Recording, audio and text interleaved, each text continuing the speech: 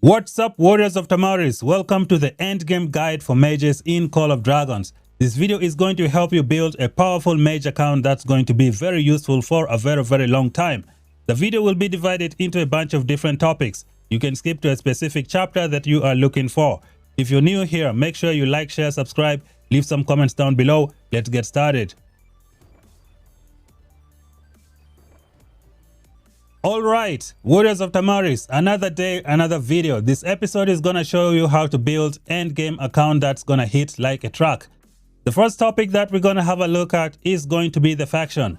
Make sure you pick the proper faction for your account. Call of Dragons has 3 different factions in the game. If you're going to be playing mages, make sure you go with the League of Order. In the League of Order, you're gonna get 2 different types of mage troop types. You got the Celestials, who are the strongest mages in the game with more attack than all the different mage troop type in the game. And then you also have the Vestals, who are also okay. They can give you some HP on the field when you fight your enemies. The good thing about this faction is that you got a Legion magic defense of plus 3%. Guess what? Majority of your enemies on the field are going to be mages, which means you're going to have a stronger magic defense, allowing you to withstand many attacks on the field. So the League of Order is the way to go if you want to build a strong mage account.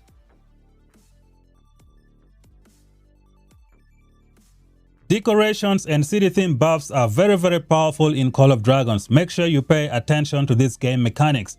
You go to the reliquary and then we start off with the city themes, which is the middle icon right here. As you can see, I have a plus 4% attack. Did you know that you can push this number all the way up to plus 10% attack, which is going to be very significant for your mages?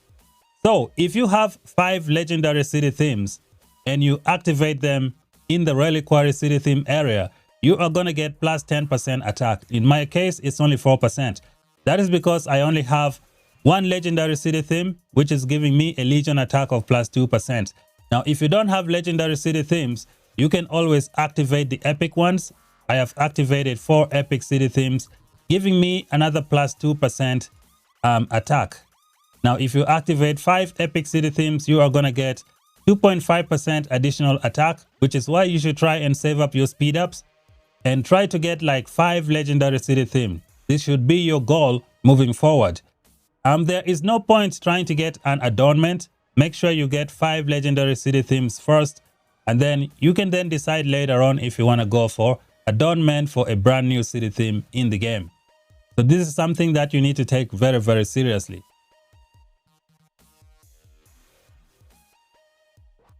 Another buff that you need to get for your account is going to be in the reliquary, and it's known as the decorations. Decorations are very powerful in Call of Dragons. Now, if you're going to be spending some money and maybe trying to push your account, make sure you go after the 5 universal decorations that I'm clicking over here. We got Golden Dragon, we got Spooky Story, we have Lotus Lantern, we have Extravaganza, and we have Octopodium. These 5 decorations are going to be universal. They will be used with every single troop type. So if you invest in these 5, you are never going to regret your decision in the game. Plus, once you max them out, you don't even need to like try to get anything else. On the contrary, if you already have good decorations over here and you want to try something new, you can always go with the Mysterium Brew Pot. Not recommended, but it's something you can try on the side once you have gotten all of your other decorations to a good spot.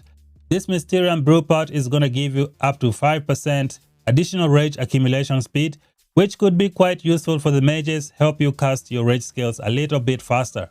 So this is going to work well for most people in the game. The 5 universal decorations, make sure you go after them. For the majority of the free-to-play players in the game, you have the other legendary decorations that are not very powerful. We got things like the Dewdrop Chimes, we got the Breath of Rebirth, and the other one is known as, what is it called? The Lush Lounger. I don't know if I pronounced that correct. As you can see, I have gotten almost all of them at level 6. Yep, they are level 6, which means you can push them to a good spot. So if you're free to play, make sure you focus these 3. You can use free blueprints to try and get them to a good level and you should be good to go. Don't use your universal blueprints on these legendary city themes that I'm pointing. Use them on the premium ones. So this is what you should do for the decorations. They are very, very powerful. The next topic of the video is going to be the mage preset. Make sure you have your mage preset for your account. That way, when you come out to fight your enemies, you can just click on it and then everything is going to be okay. So here is how you make a preset for your account. For example, let us go deploy. We hit multi-create. We go to preset number 1, which is my mages. As you can see, there is another icon right here on the bottom. Make sure you set up your mage preset. For example, this one right here is my infantry preset. And then this one right here is my mage preset. So let's go with my infantry preset and I show you. So this is my infantry. If I want to bring out my infantry, I click on this thing and then I click on preset number 1, which I have put for my infantry. As you can see, I got the butterfly palace city theme ready to go. When I hit apply, the city theme has changed. As you can see, I have this butterfly city theme over here. Now, if you want to bring out your mages, you can do this, click preset number 1, which is my mages, and then go over here, click preset number 2, which is my preset for the mage troop type, magic unit attack of +5%. I hit apply, and then I go back here, and then I hit march. As you can see, my mages have come out with my mage city theme. Make sure you do this preset for your account. Another place you can access this mage preset is going to be over here on this icon. You click on it, you go to buff plans, and then you can change it from here. Okay, once you change it, you hit apply. For example, I put my archer preset and you can see here it is now archers. So when you're doing this, let me show you how you can edit it for your account. For example, we're going to go here for my mages. Okay, so if you want to put the mage city theme, you click on this circle. As you can see, you can select the city theme that you want from here. And then you go over here, you select the 5 city theme that you want for your account. You put them over here, and then here you can go and select the 5 cities. That's going to give you 10%, especially if you have 5 legendary city theme.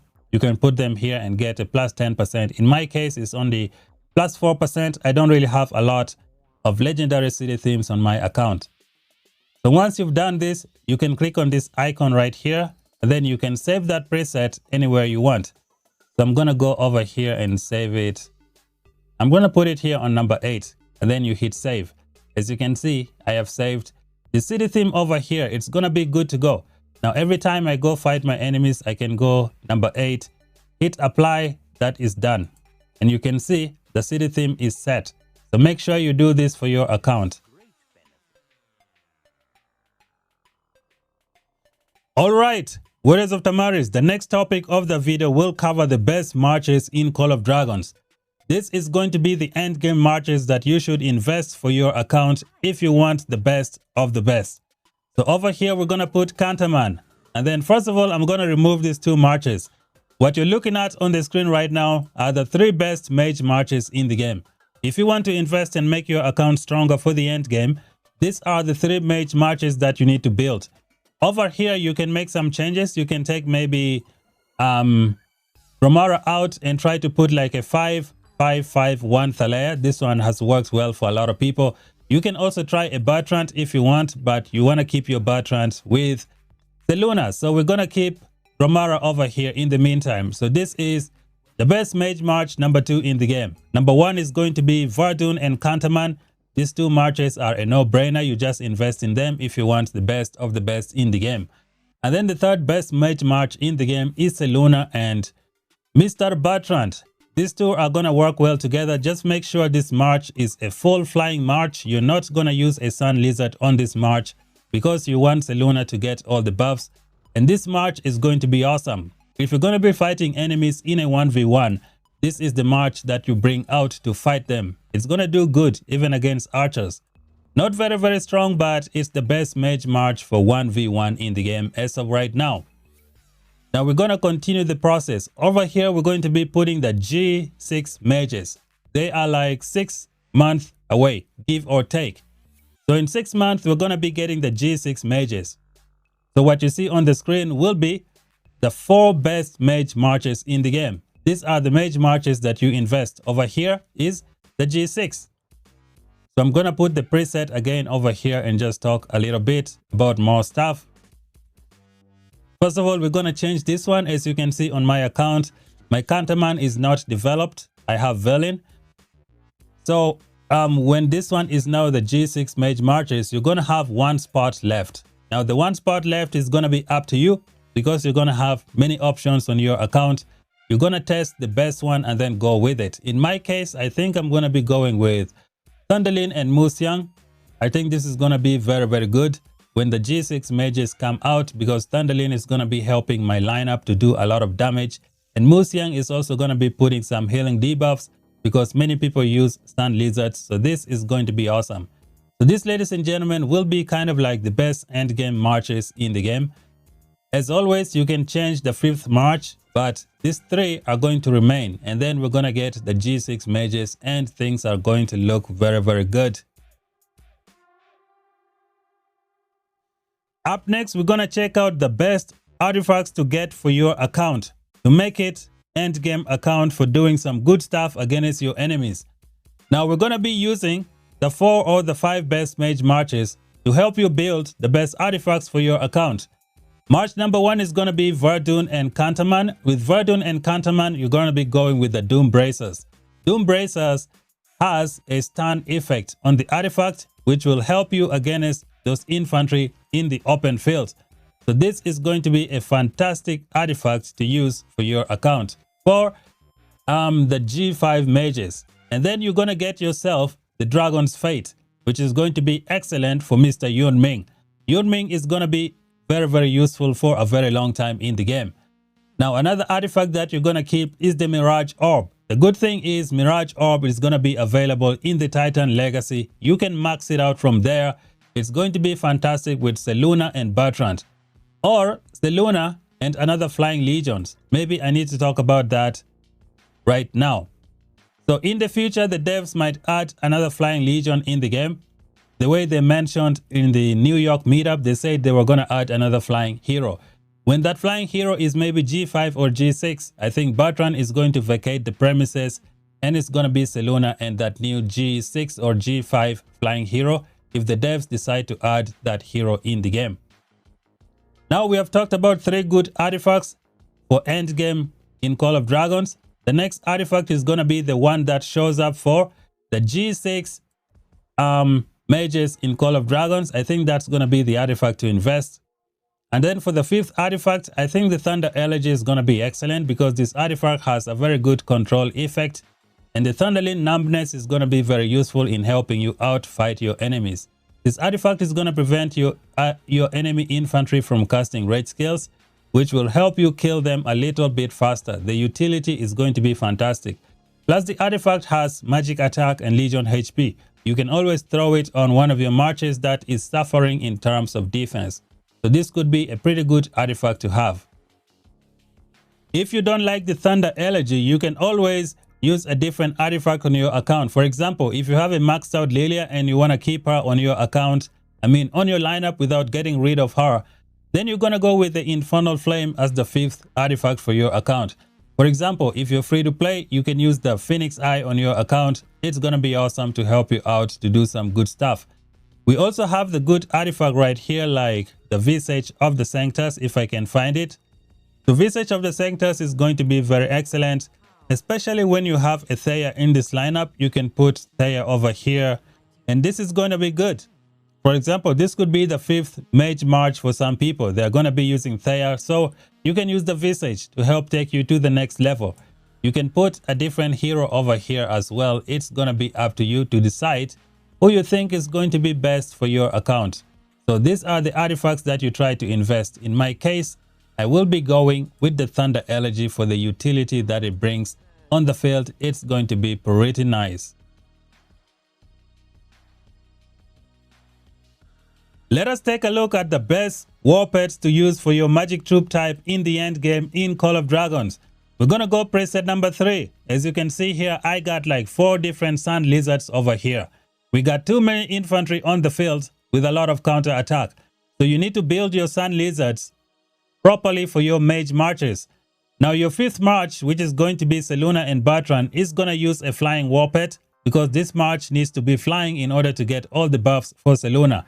Seluna has locked skills that are going to be very relevant for flying troop type, which is why you need everything to be flying in order to get that buff and make Selûne punch as hard as possible. If you don't want to use the Seraphic Fabric, you can use the Shadow Fabric, or you can use the Sapphire Fabric. That's going to be up to you. Just make sure it's one of the flying WARPETS in the game. Now, when it comes to the Sun Lizard, this is what you're going to use for all of your Sun Lizards, and this is how you build it. You're going to put the 4 core skills that make a Sun Lizard very, very good. We got things like the Stone Aura, you got the Divine Blessing, you have the Tranquility. Now you can also add the Advanced Stone Aura, which is going to be very good. This pet skill is going to help you reduce the time required for you to cast the Stone Aura for your account. So make sure you have 270 agility, because you can see over here, every 135 agility reduces the cooldown by 1 second. If you don't have 270 agility, you're only going to reduce the cooldown by 1 second. If you have 270 agility, you're going to reduce the cooldown by 2 seconds. As you can see, mine is only -1. If I had 270 agility, it would have been -2. I'm going to be regenerating this pet to take it to the next level. So these are the 4 skills that you need. And then you can add the Great Care to give you more healing as well. You can put a heart wall on a March that has a Lilia. That has a Thea. Thea needs this to take her 4th skill to the next level. So here is Thea. She got the Lex Lucis skill right here.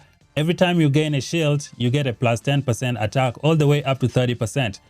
So having a heart wall on a Thea pet is going to be very crucial for your account. So you build it with these 4 core skills. There are other skills that you can add as well. When we go to the skills training section, you can see you can put the Outburst of Rage, and this is going to work quite well for your account. So this is the endgame WARPETS for Call of Dragons in the game as of right now. The Sun Lizards are going to be awesome. They are cheap to build. You can get them to a good level and they are going to punch as hard as possible. On the contrary, if you are someone who does not like Sun Lizards and you just want your pets to hit as hard as possible, then you're going to go with the DPS WARPETS in the game. Just remember that the DPS WARPETS are going to need a lot of investments to get them to a good spot. With Yunming and Gromara, you're going to go with the Flaming Manticore, and this is what it looks like. Try to upgrade it to a higher level if possible. Just remember, it's going to cost you a lot to get it to a good level. With the Vardoon and Cantaman, you're going to go with the Magifox and make sure you have Intense Foxfire on your pet. This is going to be the selling point of the Magifox on your lineup. And then when you're going to go with Selûne and Bertrand, you make sure you have 1 flying WARPET, because if you don't have it, then this March is going to become weak. If you don't want to use the Seraphic, you can use the Shadow Fabric, which has a good captive ability to help you go to the next level. You can also use the Sapphire Fabric to hit 3 targets when you cast rage skills. This could be quite useful. If you're going to use Lilia and Thea, you can always go with the Seraphic Fabric, with the Sapphire Fabric, and do some good stuff. As for the 5th March, it's going to be up to you. You could have the G6 Mages and a G6 WARPET. That's going to be pretty nice. So that is something that we just have to wait and see. But if you're going to be using Thunderlin and Musiang, I think you should be going with this pet right here, the Sun Lizard, because the Sun Lizard is going to heal you and then allow Musiang to give you up to 18% damage dealt. Help you maintain those stacks for the 18% additional damage for your account. So this could be the WARPETS that you use. If you don't want to use the Sun Lizard on Musiang, you can always go with the Sapphire Fabric and just do some DPS to your enemies like there is no tomorrow. With all of that out of the way, let us take a look at how you can build a talent tree for your mages, endgame talent trees for your mage troop type. Now the skills tree is going to be the most important talent tree for mages in the game. It is what everyone likes to use. There are different variations of the skills talent tree and you need to know how to use them properly. So the first hero that we're going to pick is going to be Yunming. Yunming is going to be a relevant hero for a very long time. The first topic of the talent tree is going to be the Boiling Blood versus Caged Animal. Let us see which heroes are going to be using these 2 talent nodes properly. Let's start with Boiling Blood. It says, when your commander casts a rage skill, your Legion's deputy deals 8% more damage the next time they cast a rage skill. So Boiling Blood is going to be very useful when both heroes in the lineup can cast a rage skill. So this is what you pick for your heroes that cast rage skill for both primary and the deputy. Now we got three exceptions that do not use the boiling blood for the magic troop type. The first one is going to be Yun Ming. Yun Ming does not cast a rage skill, which means you do not pick boiling blood for Yun Ming. Tohar does not cast a rage skill. You do not pick boiling blood for Tohar. And then the other option, the other person that cannot use this skill properly is going to be Thea. Thea has a rage skill. Unfortunately, she does not have a rage skill damage factor. So you do not pick boiling blood on a Lilia. For example, let's go over here and find a Lilia talent tree, and I just show you what it looks like if you want to build the proper Lilia talent tree for your account. Ladies and gentlemen, this one right here is the proper Lilia talent tree to build for your account. The first thing you gotta notice is you can see Spirit of Rage is what you pick. And then when you get over here, we got two skills over here. Mage players like to pick one of these two skills. If you're going to be using a Thea, you do not pick Steady Hands, because Steady Hands is going to interfere with the synergy that we have in the rage skill of Thea. So you don't pick Steady Hand for Thea. And then what else? You're going to need this one right here, Orb of Protection. This is going to give you a shield. And when you cast a rage skill, allowing your Thea to, get the Lex Lucis skill number 4 to get the stacks of the 10% attack a little bit faster. So these are the things that you got to keep in mind. We're going to go back to Yun Ming and continue the process. Okay, let me go back from here, hit the talent tree, go to the skills. Okay, so now that we're done with the boiling blood and the Spirit of Rage, and you know the differences between the two, let us move on to the next thing that we gotta take a look at, which is the Thirst for Blood versus Caged Animal. Which one should you pick? So we're gonna start off with Yun Ming as always. As you can see, I avoided Thirst for Blood for Mr. Yun Ming. Now why did I do that? That is because Yun Ming does not cast a rage skill, which means Thirst for Blood, if you pick it, it's not going to be used by Yun Ming. Only Gromara is gonna use this skill in this lineup. Now, if you pick Caged Animal in this lineup, Gromara is gonna be building stacks for these caged animals, and then Yun Ming is also gonna use it. So this is the one you picked for Yun Ming, because it's gonna work for both Gromara and Yun Ming. They are both gonna use it. If you pick Thirst for Blood, only Gromara is gonna use it, but Yun Ming is not gonna be using this skill. Now let's check out the next hero that you really need to pay attention to as well when you're picking one of those two skills, and that is going to be a Lilia and a Thea. Okay, so we're gonna go over here. As you can see, in this case, I decided to go with Thirst for Blood. Do you know why I did that? That is because of the 60 damage factor. Thea does not have a rage skill damage factor. She can cast a rage skill, but she does not have a rage skill damage factor. So if you pick Thirst for Blood, both Lilia and Thea are going to be benefiting from this skill. It also gives your Thea some kind of damage factor when she casts a rage skill. The good thing is that Thirst for Blood is going to be boosted by this Detached. It will get a crit from Focus. It's going to be boosted by Raging Tide. It's going to be boosted by Intimidation. It'll be boosted by Intimidation over here. There are so many boosts that will help this Thirst for Blood do some good stuff, especially for a Lilia and a Thea. This is going to be good for the lineup. So this is how you differentiate between Caged Animal and Thirst for Blood. Caged Animal is going to be good for those long fights, because if you can get more rage skill cycles, you are going to be pushing this thing to a good level. But do not underestimate the power of Thirst for Blood as well. It is going to be a fantastic skill to have on your heroes. Now let's see, what did I pick for Mr.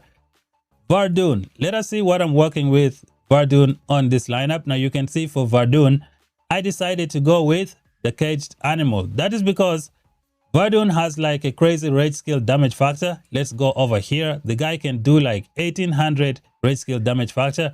So boosting that with Caged Animal is going to be very good, especially when you can cast multiple rage skill cycles on a particular enemy. That is going to be nice with this skill right here.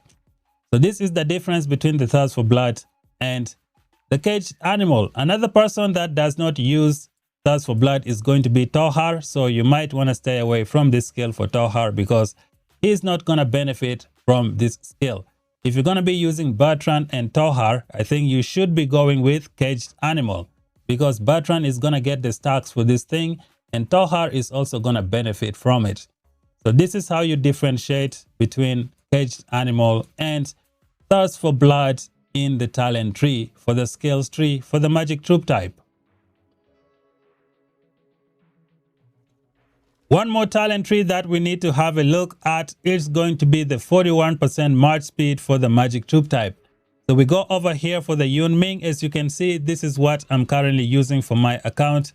The 41% march speed. Now this talent tree is a little bit different. I just picked a bunch of different random stuff. Just trying to get 41% march speed. Let us see a different hero, what I have. Going with Mr. Vardoon. Let's hit the talents and see what he is cooking for the 41% march speed. Okay, so this is a 41% march speed talent tree build. If you want to go full PvP and then magic, so this is what it looks like. We got 10% march speed from here, another 10, giving it 20%, and another 15 here. That is 35%. And you got a 6% here, giving it 41%. So this is a 41% march speed for the mages. How is this going to be very useful? Well, it's going to help you move properly on the field, going in and out. Plus, you're going to get to attack your enemies before your teammates because you move faster and you get away faster. Like if someone is trying to run, you should be able to get some hits before they get away with this march speed, as opposed to your teammates who may not get it, especially those who are doing 21% march speed. As soon as the enemy starts walking away, they don't have the speed to close the distance. So 41% march speed could be useful. I mean, the damage is reduced, but you know, you make up for it by being fast and moving the way you want. It will also be very difficult for the infantry to catch you off guard because you can move faster. Plus, if you see a bunch of cavalry charging towards your mage ball, well, you have the speed to walk away and your teammates will get caught first.